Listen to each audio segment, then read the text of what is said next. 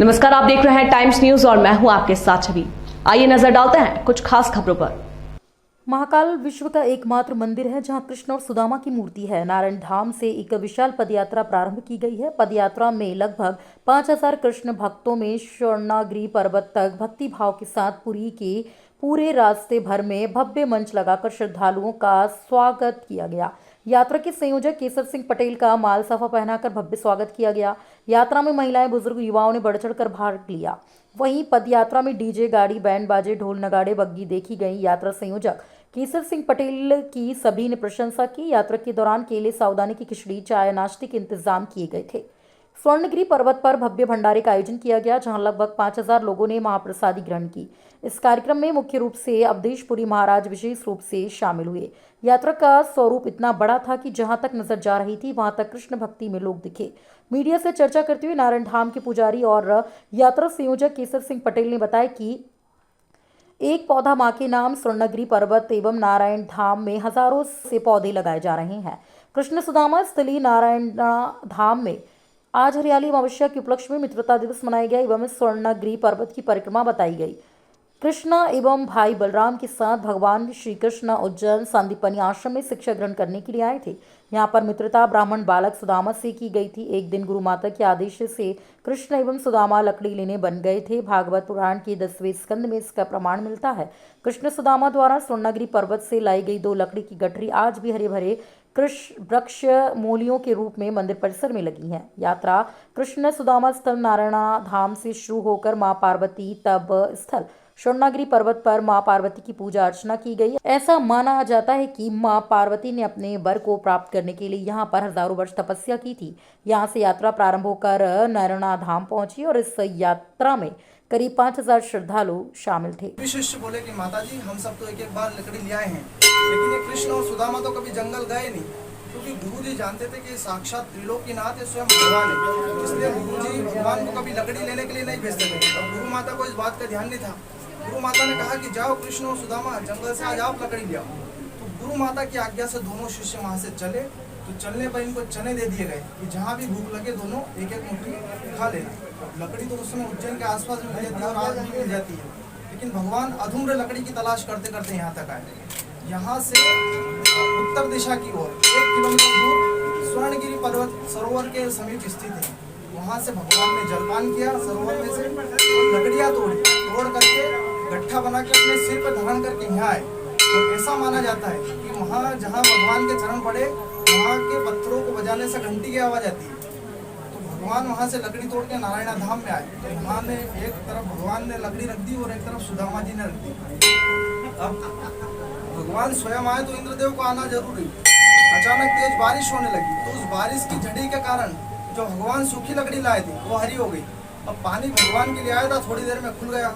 खुलने पर भगवान विश्राम करने लगे। विश्राम करने पर सुदामा जी की नींद जल्दी खुल गई। सुदामा जी के पास 2 मुट्ठी चने थे। सुदामा जी ने सोचा भगवान अभी सोए हुए हैं, सोए हुए को जगाना गलत बात है, अपन चने का आधा हिस्सा बनाते हैं और ग्रहण करते हैं। ऐसा सोच करके सुदामा जी ने आधा हिस्सा बनाया और ग्रहण करना स्टार्ट करा। लेकिन सुदामा जी बचपन से ही एक ब्राह्मण पुत्र थे और ब्रह्मज्ञानी थे। सुदामा जी ने जैसे ही चने की पोटली हाथ में ली, सुदामा जी को एक रहस्य पता चला कि ये तो एक श्रापित चने हैं। वो श्रापित चने भी ऐसे कि जो भी इन चनों को खाएगा वो दरिद्र हो जाएगा। अब सुदामा जी ने सोचा कि अगर इन चनों को मैंने भगवान को खिला दिया तो एक द्वारिकाधीश दरिद्र हो जाएगा, तो इस संसार का क्या होगा। तो भगवान पर आई हुई विपदा भी सुदामा जी ने अपने ऊपर ले ली और भगवान की आड़ से भगवान के चने चबाना चालू कर दिया। अब भगवान तो अंतर्यामी है, सब मालूम है कौन क्या कर रहा है। फिर भी सुदामा जी की परीक्षा लेने के लिए भगवान ने सुदामा जी से पूछ लिया। तो चने खा रहे थे तो कटकट की आवाज आ रही थी। तो भगवान ने कहा कि सुदामा, ये कटकट की आवाज क्या आ रही।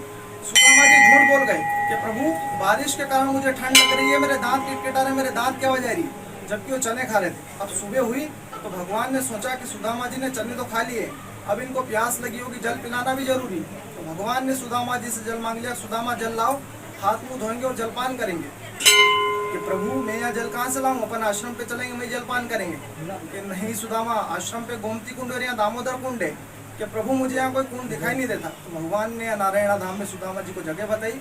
सुदामा जी ने जैसे ही वहाँ से मिट्टी अलग हटाई तो दामोदर कुंड का निर्माण हुआ। फिर वहाँ से सुदामा जी ने कमंडल भरा, भगवान को दिया, सुदामा जी ने जलपान किया। फिर अंत में चने मांग लिए भगवान ने कि कि जो गुरु माता ने अपने को खाने के लिए चने दिए थे, अब बोला फिर आश्रम पे चलेंगे।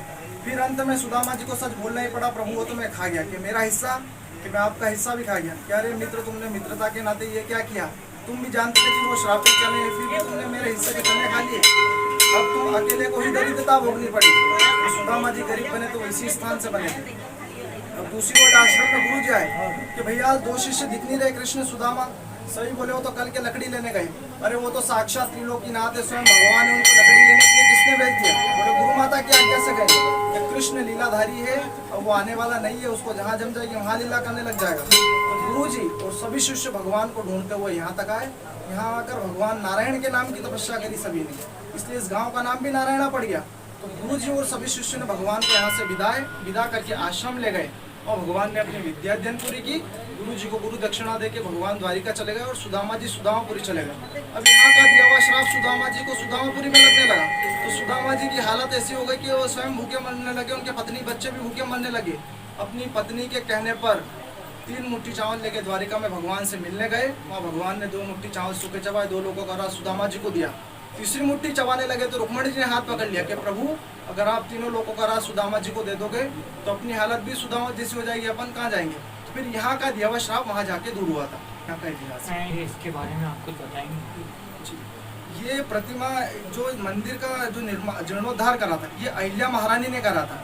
बाकी ये प्रतिमा कितनी पुरानी है इसका कोई प्रत्यक्ष प्रमाण नहीं है, मतलब ये स्वयं हुए। जी,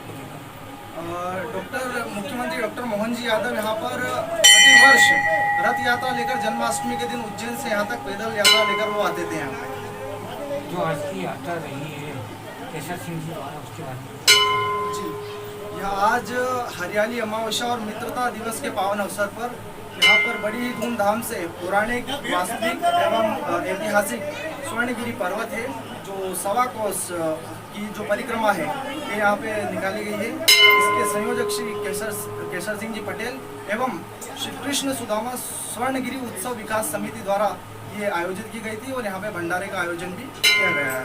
अभी आप वो तालाब वो दिखा सकते हैं? जी, वो सरोवर आज भी है जहाँ से भगवान और सुदामा जी ने जलपान किया, तो वो प्राचीन सरोवर के दर्शन आप जरूर करें। आज जो यात्रा निकली है ये शुभारंभ कृष्ण सुदामा जी की पूजा करके, जो कि पूरे विश्व में एकमात्र मंदिर है श्री कृष्ण सुदामा जी का नारायण धाम में। यहाँ पर कृष्ण सुदामा जी की पूजा करके और बाहर कदम का पौधा लगा करके और यात्रा का शुभारंभ किया। उसके शुभारंभ के दौरान हमने श्री कृष्ण सुदामा सरोवर पर सरोवर पूजन किया और वहाँ पर ध्वजारोहण किया और वहाँ पर भी कदम का पौधा और जामुन का पौधा और अन्य पौधे लगाए। उसके पश्चात यहाँ से यात्रा प्रारंभ हुई। हजारों की संख्या में लोग थे और ये यात्रा 5.25 कोस की यात्रा है, 16 किलोमीटर की यात्रा है। यहाँ से पार्वती धाम में गई। पार्वती धाम पर भोजन और विश्राम हुआ।